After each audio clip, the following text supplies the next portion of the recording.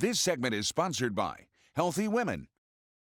Hello and welcome back to Daytime with Kimberly and Esteban. Well, the holiday season is upon us, and for many that's a joyous time, but not for all. Today we're going to be talking about and bringing awareness to the subject of postpartum depression, and here to elaborate more is CEO of Healthy Women and RN Beth Battolino. Beth, good morning and thank you so much for being on the show.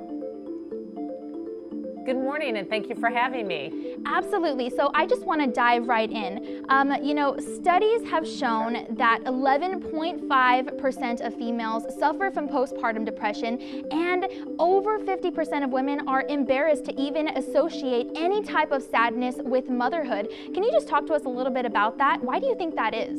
Those stats are pulled from a recent survey that we did with Sage Therapeutics.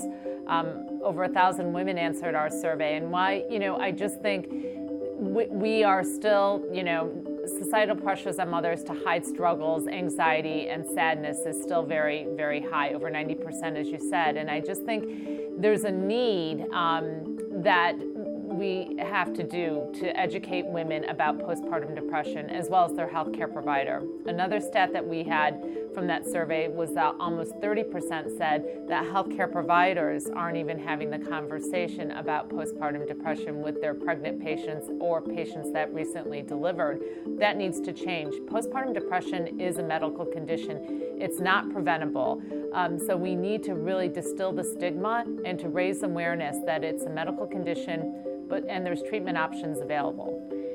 Absolutely. And can you just elaborate a little bit on the difference between just having the baby blues and suffering from postpartum depression? Baby blues are pretty normal. Many women experience baby blues. It's a shift in your hormones after having that baby. It can be crying, it can be some fatigue, it can be anxiousness, but it usually goes away within a 2-week period. Postpartum depression is very, very different. It's severe, excessive crying. It's mood swings.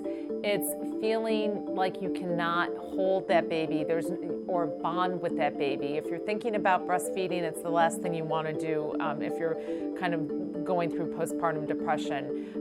It's pulling back on social contact.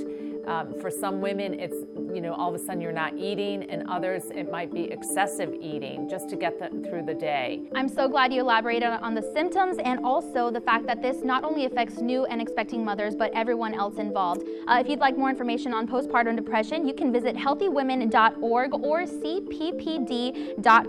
Beth, thanks so much for bringing awareness and being on the show again. Thank you for having me.